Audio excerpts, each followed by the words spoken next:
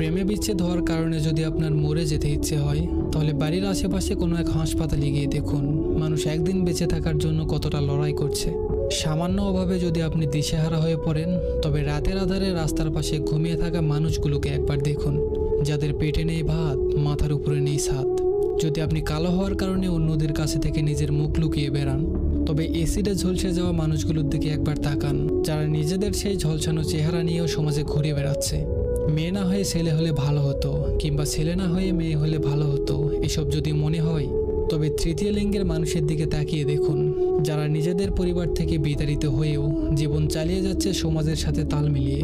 যদি নারী বলতে টাকা লোভী, ছলনাময়ী, ধোঁকাবাজ মনে হয়, তবে নিজের মায়ের দিকে একবার তাকিয়ে দেখুন, যে আপনার বাবার অভাবের সংসারেও না খেয়ে পড়ে আছে, তবুও ধনী কাউকে বিয়ে করার পথ বেছে নেয়নি। যদি পুরুষ বলতে দেহলোভী, মেয়েবাজ মনে হয়, তবে নিজের বাবার দিকে একবার তাকিয়ে দেখুন, যার ছোঁয়ায় নেই কোনো লালসা, আছে শুধু মায়া, মমতার স্নেহ।